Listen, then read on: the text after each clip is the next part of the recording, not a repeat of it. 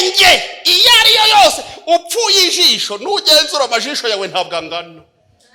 Ni kuki ibyawe byarangiriye uyu munsi utageze ku Imana yagufatiye? Yesu ashimwe. Ndashatse ngo uyu munsi wa none tuganire ku mbaraga z'isengesho. Ko jambo ngo kandi jambo wo yahoranye n'iki? Ngo kandi yari Imana. Ngo mu byaremwe byose nta na kimwe kitaremwe ngo ndetse niba wagize gute wabire. Ngo muri we harimo ubugingo, ngo kandi ubwo bugingo ni umucyo, ngo maze umucyo uvira mu isi ngo ariko ab'isi ntibawumenya. Ageze hepfo ku murongo wa 12 mu gice cya mbere arabanga icyakora abamwemeye bose. Ndagira ngo nituvuga ku gusenga tumenye n'uwo dusenga uwo ari we. Yesu ashimwe. Ngo icyakora abamwemeye bose bakizera izina rye, ngo uwo nguwo yabahaye ubushobozi bwo kuba iki? Abana b'Imana.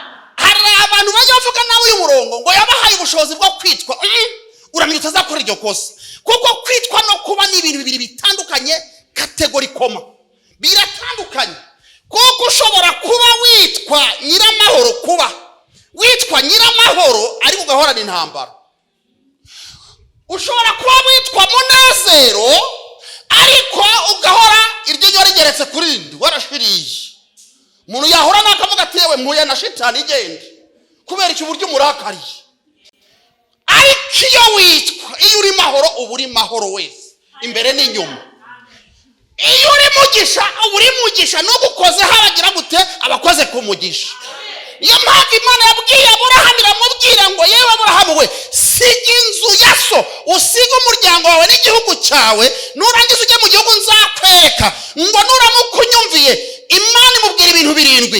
Iramubwira ngo nzaguhindura ubwoko bukomeye, nzaguhindura ishanga rikomeye, nzogeza izina ryawe, nzaguha umugisha kandi uzahinduka umugisha. Hariho nzaguhindura umugisha kandi uzaba iki? Buri ijambo ryose riri muri Bibiliya ujye uryitondera. Kuguha umugisha no guhinduka umugisha nanone ni ibintu bibiri bitandukanye, nubwo haraho bihuriye gato.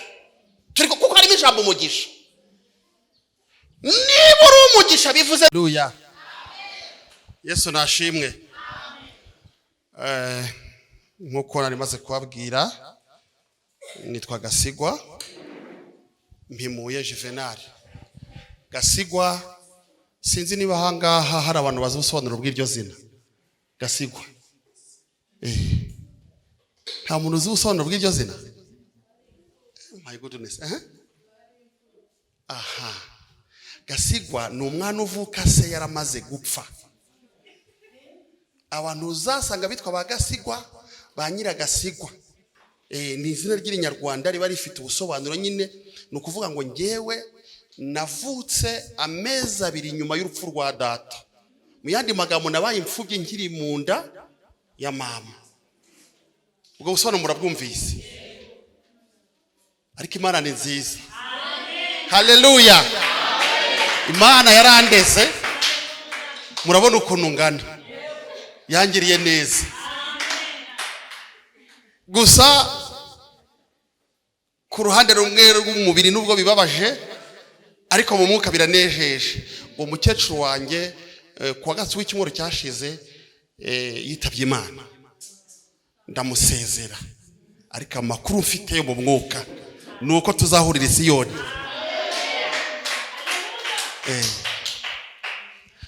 Byabaye bitunguranye, njya nkunda Imana yacu kuko Imana itanga amakuru.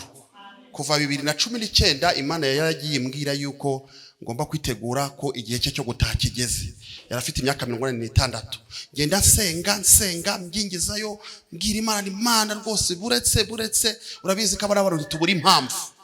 Ariko igihe kigeze, umukunda kuturusha aramujyana, uturusha amaboko aramudutwara.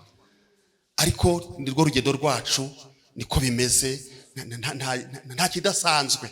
Umuhanga yaravuze ngo ikibi iyo udashoboye kugikuraho wiga uburyo ubana nacyo. Urupfu twananiwe kurukuraho, tugomba kwiga uburyo tubana narwo. narimo mvuga rero ubusobanuro bw'iryo zina mpimuye bisobanura biva ku nshinga kwihimura. Kwihimura, umuntu yihimura ku wamuhemukiye. Jewe rero umuntu wampemukiye ni umugabo witwa Shitani.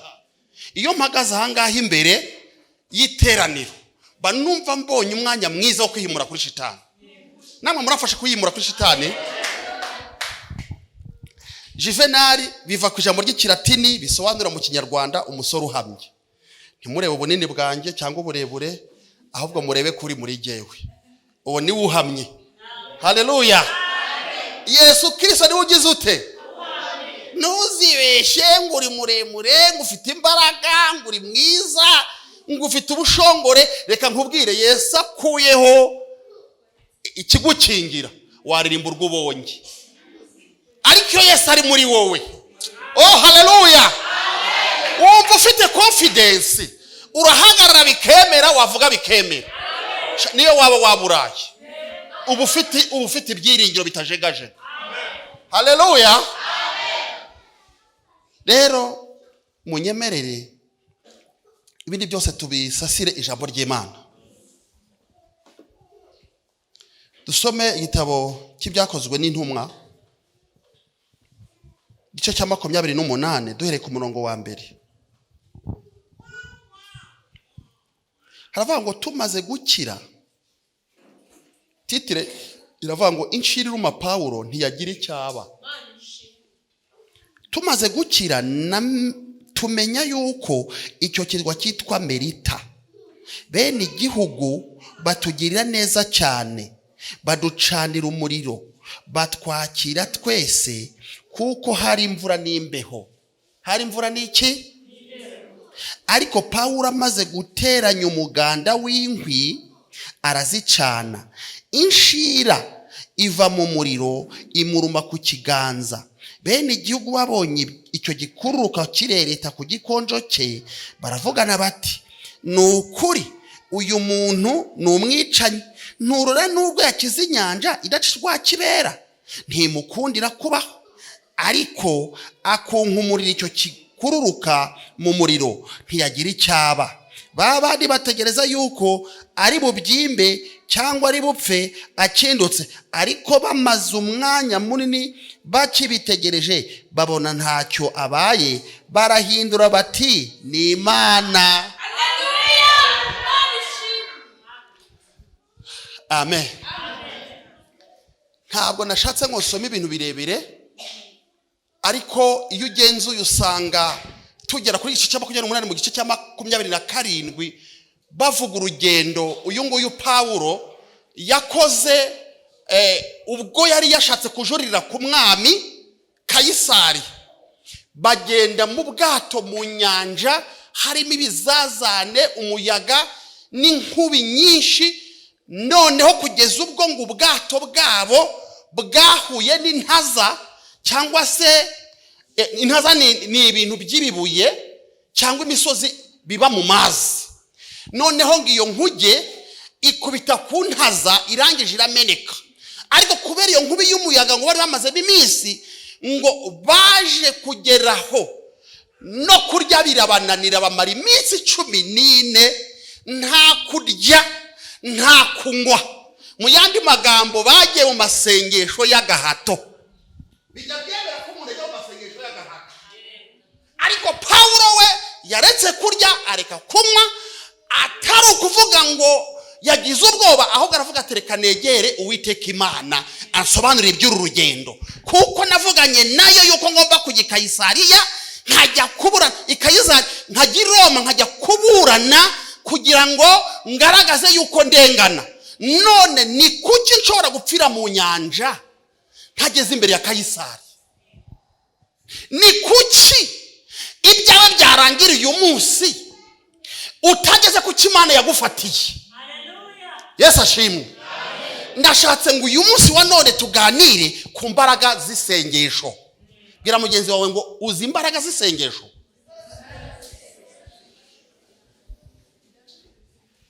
Ijambo ry'Imana mu butumwa bwiza bwa Yohana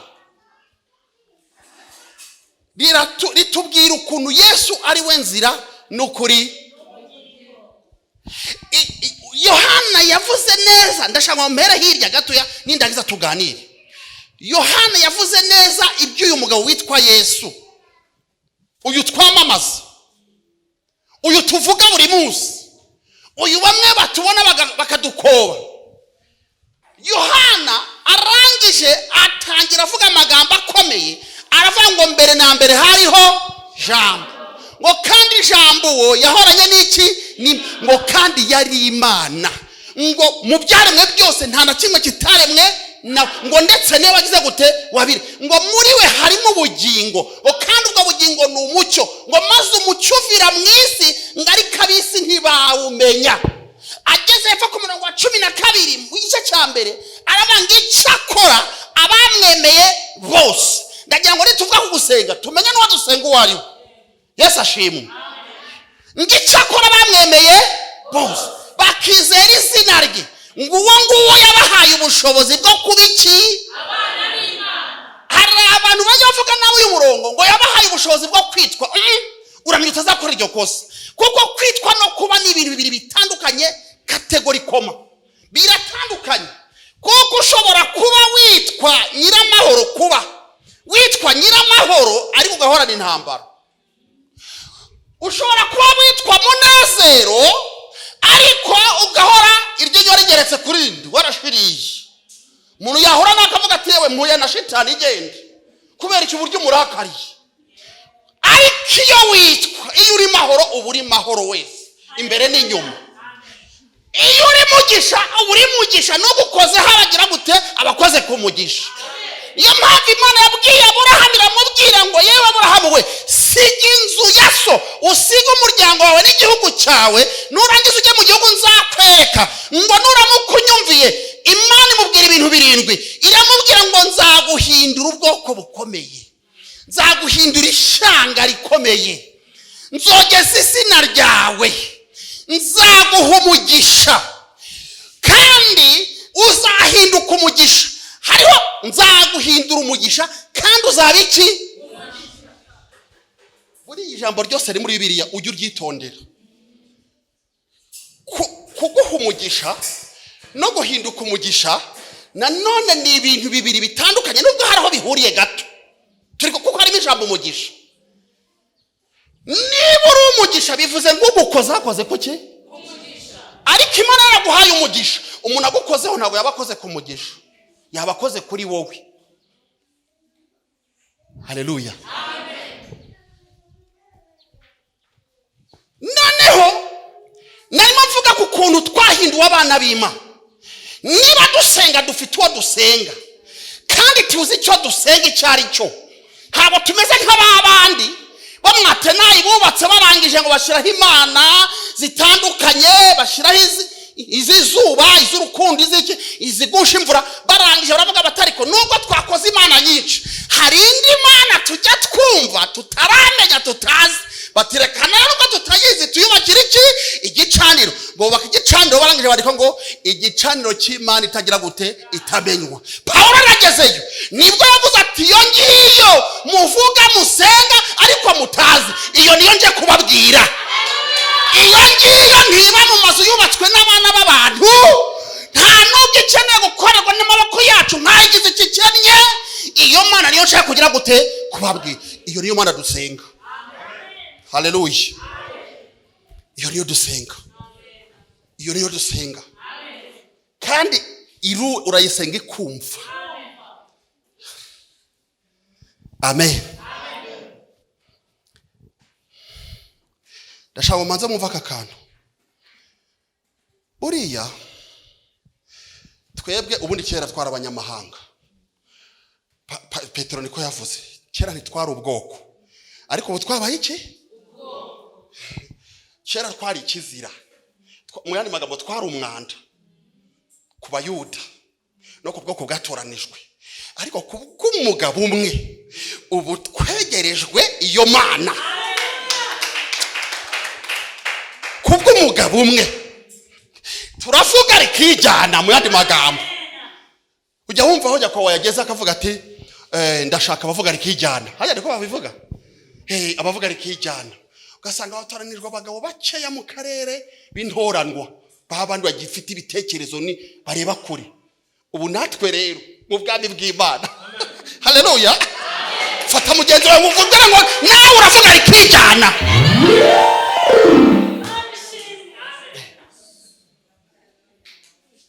Ariko sha byavuye kure. Byavuye kure.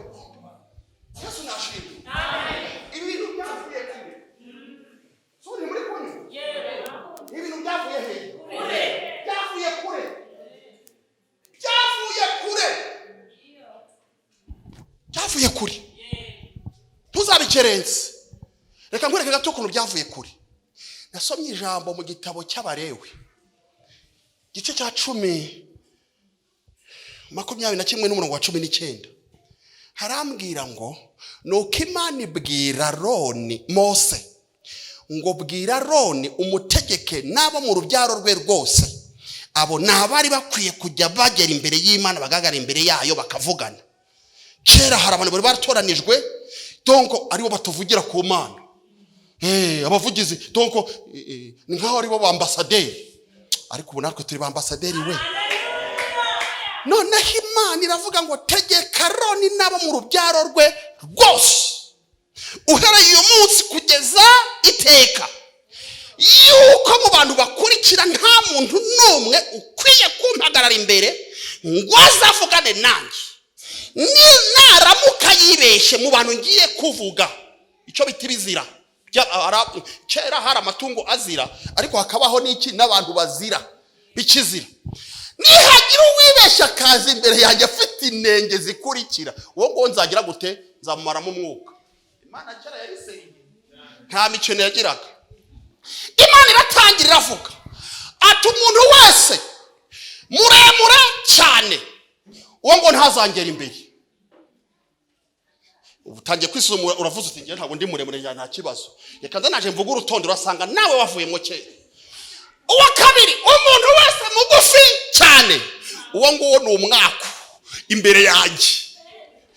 Icya gatatu umuntu wese ufite ukuguru kunyunyutse nugenzura urasanga amaguru yawe atangana. Nanjye narabigenzuye mu minsi ishize nsanga atangana n'ukuri. Kubera iki? Uzagura inkweto nomero 1 ushira mu birenge, hari igihe ikirenge kimwe kizakurya ikindi kiba amahoro. Ni ikikwereka yuko ibirenge byawe bitagize gute? Ubwo uri umwaka uri umwanda ntukwiye kujya imbere y'Imana. Ati umuntu wese ufite ubuheri ku ruhu genzura nta ruhu ufite, nta buheri ufite. Undi umuntu wese ufite inkovu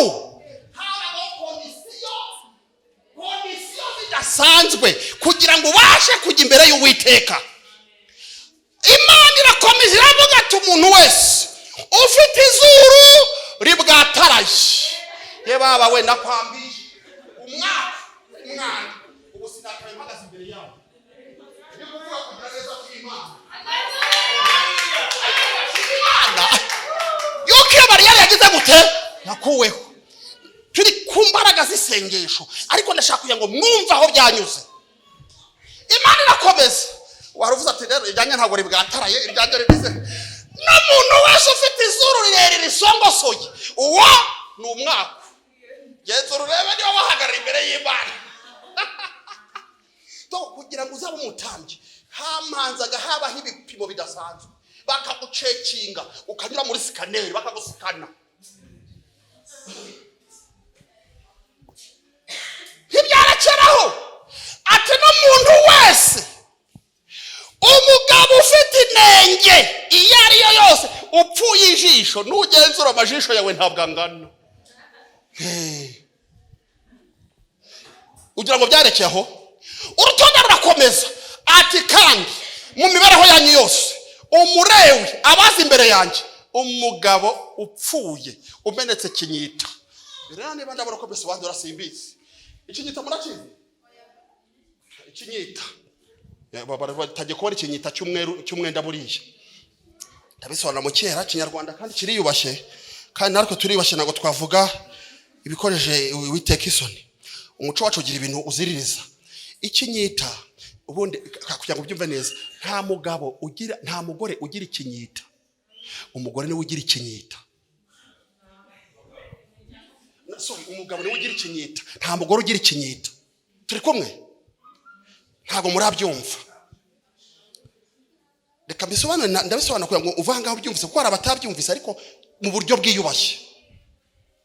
Ni ukuvuga ngo Dawidi sebukwe Sawuli yashatse kumurusha agira ngo amutume azagwe ku rugamba, arangije amutuma ibinyita 200 by'Abafilisitiya.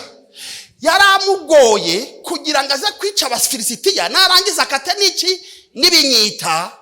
Noneho igihe yunamye ari gukata ibinyita by'Abafilisitiya, Abafilisitiya bagire gute bamurase atabibonye. Mu yandi magambo ni ubugabo bw'abagabo. Mbashe kubibona. Ni ukuvuga ngo umuntu agira ibinyita 2, ikinyita kinini n'ibinyita bito. Iyo umenetse ibinyita bito rero ni ukuvuga ngo uba warabaye inkone. Uwo rero no kwinjira mu ijuru byari bibujijwe, ariko Yesu yagize neza beneda. Nimushaka umuhereza amashi, yagize neza Yesu. Abo ngabo cyaraziraga habe no kuza hano guhimbaza. Abagore bo rero ibyanyuze byararangiye. Ubu twakabaye turi hano imbere y'Imana abagabo gusa kandi bintoranwa. Abagore mukagiriya hirya inyuma y'ikoti hanze bari barabubakiye hanze ikibuga bashinga inkingi bashiraho ihema. Abagabo bakaza imbere y'Imana, nimuvuga ko Uwiteka agira neza. Abagore bari yo hanze bakikiriza ngo kuko imbabazi ze zihoraho iteka. Nta mugore winjiraga mu rusengero.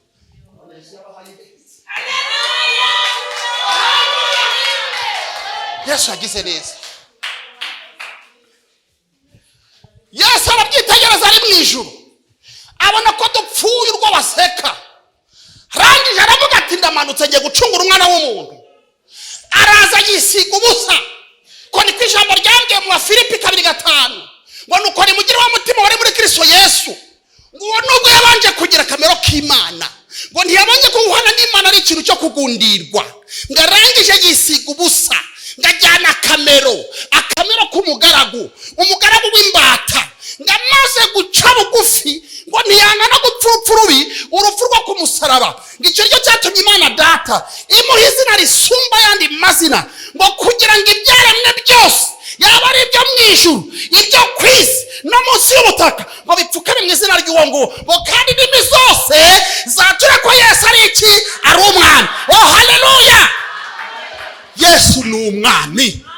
Niyo mpamvu duhagarara imbere y'Uwiteka, niyo mpamvu duterana uko nguko tukaza tukavuga ngo twaje gusenga, kuko tuzi iyo dusenga ni Imana yumva kandi ikagira gute igasubiza. Amen.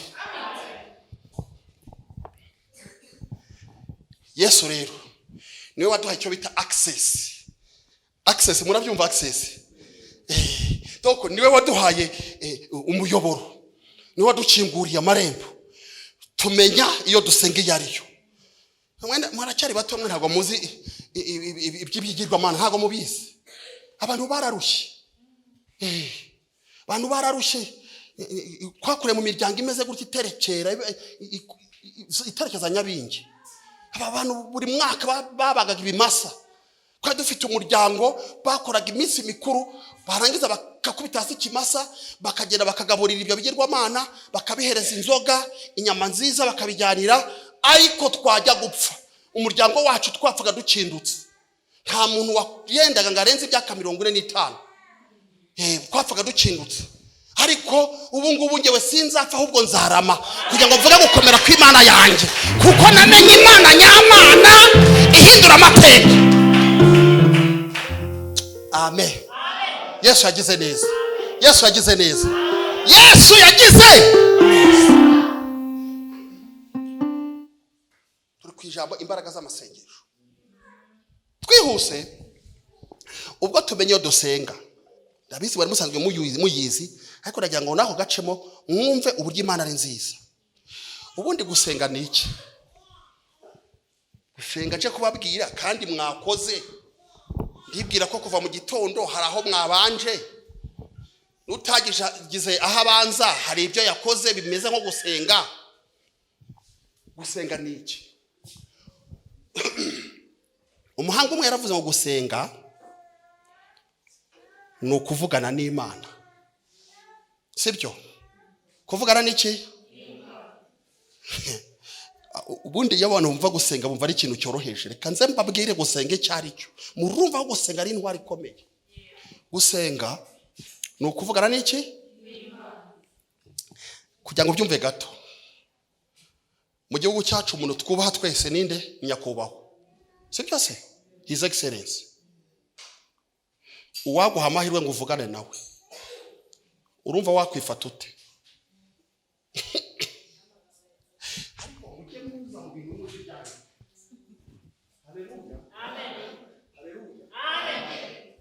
Ndakubajije ngo uwaguha kuvugana na nyakubahwa wagira iyihe nyifato? Kandi waje hanga si twaje gusenga, katurabaje gusenga. Imana ibahezagire. Uwakubwira ngo uvugane na nyakubahwa, urumva wakwitwara ute? Kandi urumva wahera hehe? Kandi iyo wageze ibwami urabizi ushobora kugabana, ariko ushobora no gucika umutwe. Nibyo? Iyo wageze ibwami ushobora kugabana imisozi n'imisozi. Iyo wageze ibwami ushobora kuva uri nyakubahwa. Ndafite umugabo twakoranye mu Rwanda, yari deregiteri, nge ndi kontaburi. Arangije umunsi umwe akora mu biganza bya nyakubahwa. Yaraje amara icyumweru cyose, twajya kumusuhuza akagira gutya ati mutankuraho irangi, nasuhuje nyakubahwa. Aryo derifiye. Ariko mwibuke yuko ari nyakubahwa wo mwisi. None twe twaje imbere nyakubahwa utuye hejuru mu ijuru, umwami w'abami, umutwaro utwara abandi batwara, umutegeka mukuru.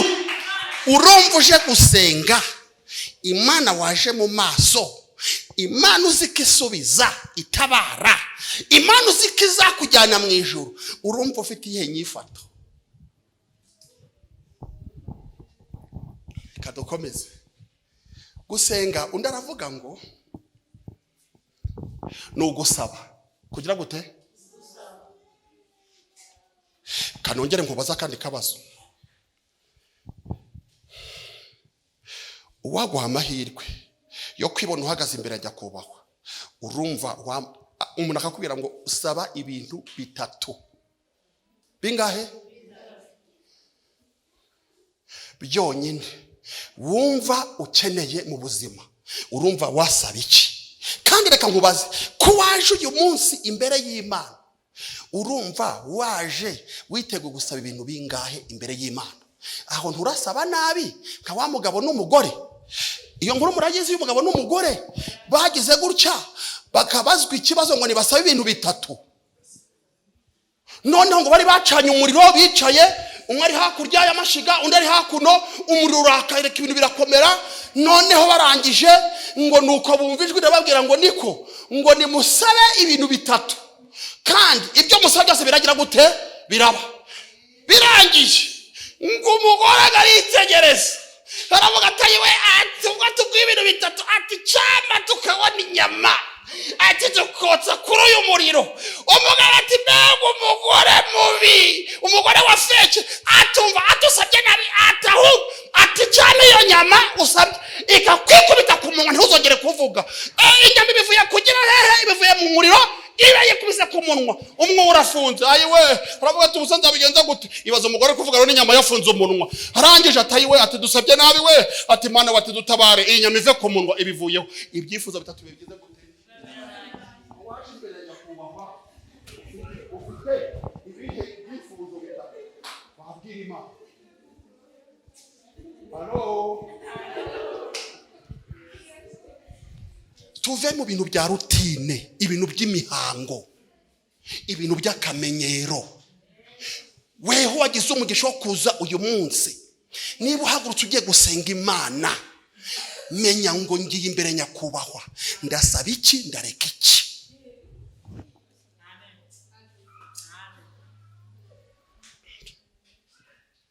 Tuve mu mikino, tuve mu ki?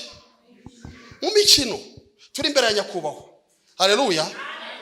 Reka twige muri aka kanya tuve muri kirabaye no kuzamuka n'iki, ariko nibura ugira ikintu ujyanye, vuga uti mu buzima bwanjye nsigaje ku isi, umunsi cyangwa igihe cyose nzajya mpaguruka ngiye gusenga, ngomba kuhaguruka mfite intego. Icya mbere. Icya kabiri, nkaba mfite ibyifuzo cyangwa ibintu ngomba kujyana imbere y'Uwiteka. Reka mbabwire, umuntu ashobora gusenga imyaka 10 agasenga amanywa na nijoro. Umuntu yazi isaha imwe agasenga isengesho rye rikagera ku Mana, ayawe y'imyaka 10 ataragera ku Mana. Kubera iki? Dusenga byo gutera waraza.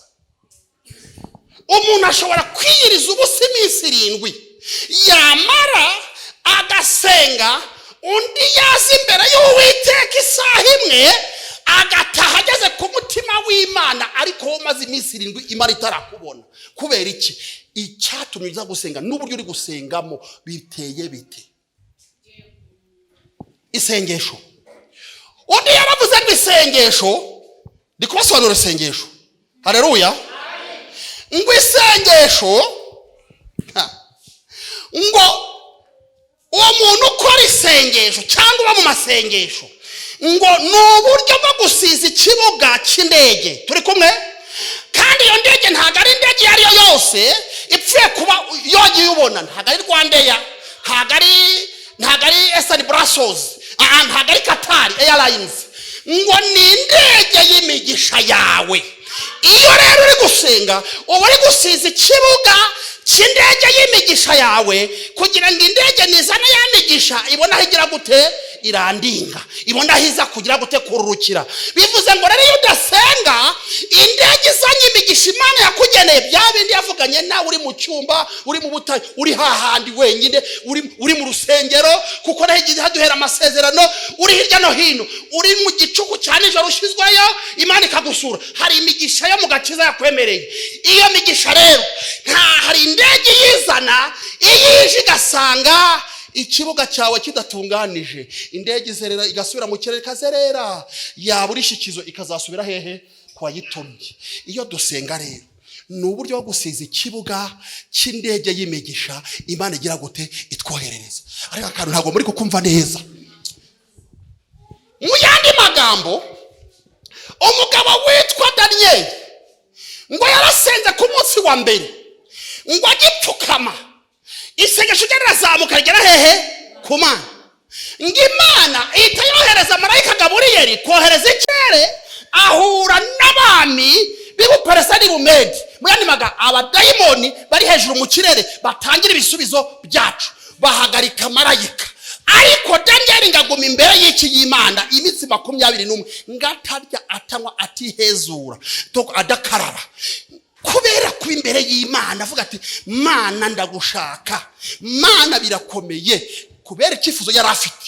Nuko ngo ku munsi wa 21 ngo intebe y'Imana ibura umutekano, isengesho rigira gute ricugusa ijuru, ibirori birahagarara. Nuko Imana iravuga ngo niki cyabaye mu isi ko numva intebe yanjye yabuze umutekano. Raporo ititangwa, Mwuka baravuga terega, umugaragu wawe Daniel yabuze umutekano aracyasenga, nubwo mwareje ibisubizo ntago biramugeraho. Nuko ngo Imana yohereza Mikayeli kujya gukubura inzira. Indege ya Daniel yari heze mu kirere. Mu yandi magambo, iyo adakomeza gusenga, nguko ko dusenga ibisubizo byacu bigahera mu kirere. Kubera iki? Ntago dusenga n'umwete ngo dukomeze dugire dusize ikibuga. Basabugeze ngo ikibuga cyawe kigejeje hehe?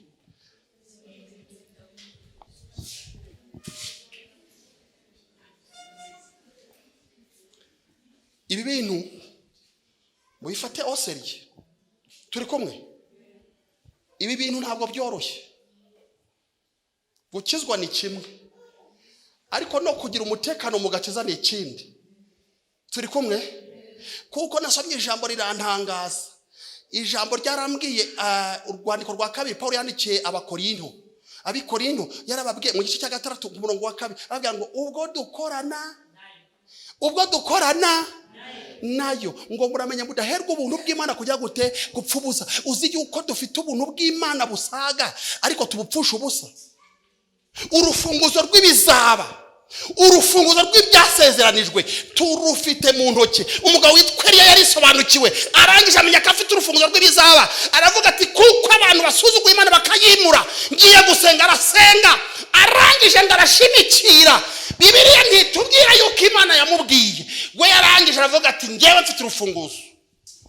Afata kontaki y'urufunguzo rw'ibizaba, araza imbere y'Ahabu, aravuga ati Ahabu we, ngewe narisobanukiwe.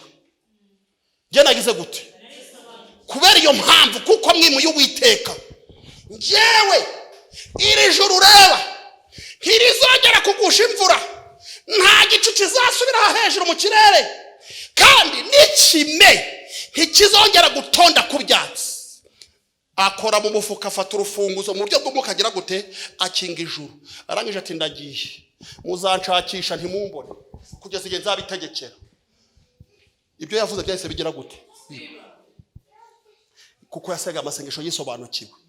Ndagira ngo uyu munsi wa none amasengesho dusenga aba ari amasengesho ari determine, amasengesho afite ubusobanuro, amasengesho agera ku mutima w'iki? W'Imana. Turi ku busobanuro bwo gusenga. Gusenga ni ikimenyetso kigaragaza ko umuntu aciye bugufi. Buryo ugiye gusaba umuntu ntabwo ugenda wigangaritse, si byose? Ntabwo ugenda wiyemeye. Uragera ati ubende ugiye kuguza umuntu amafaranga, so ubwira ngo mwashobora kumbaza nk'ibihumbi 10 hanga ko afite ikibazo. Buriya wabimubwira uri kwihenura, so ugenda baciye bugufi. No gusenga rero, iyo uri gusenga Imana, Imana mu ijuru itivuga ati abana banjye bagize gute? Baciye bugufi. Gusenga ni ugutumira Imana n'ubumana bwayo. Turi kumwe? Imana n'ubumana, warangiza ukayitumira, ukayizana, ukayicaza muri wowe. Kuko umuntu usenga abatuwemo n'iki? N'Imana. Kugira ngo byumve neza, Yesaya 66, Imana yabwiye Abisirayeli ati ijuru ni intebe y'iki? Yanjye, n'isi ni intebe y'ibirenge byanjye, ngo mbese muzanyubakira nzuki? Noneho reba Imana itabasha gukwira mu ijuru. Imana hano ku isi ubu ngubu twese turi ku ntebe y'iki? Y'ibirenge by'Imana. Reba Imana n'ubumana bwayo, warangiza ukayihamagara, Imana ikakumva, ikakwitaba, yarangiza ikavuga iti jya gutura muri Gasigwa. Haleluya. Aho mvuze Gasigwa ushiraho izina ryawe. Uyu munsi waje gusenga, ugomba utahe Imana yagize gute? Yatashye muri wowe.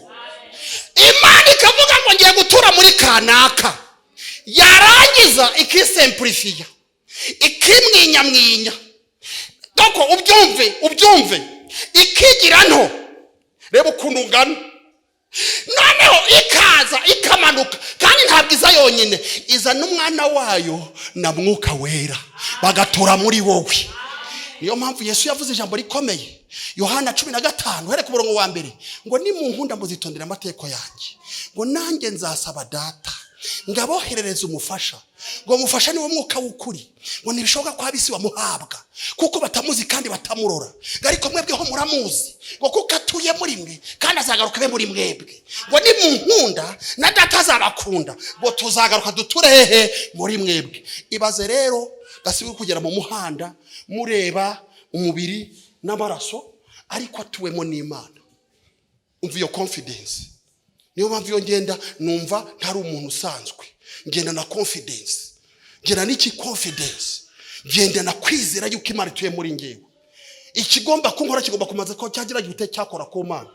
Gihe kimwe nigeze gusenga Imana, ngira intambara zikomeye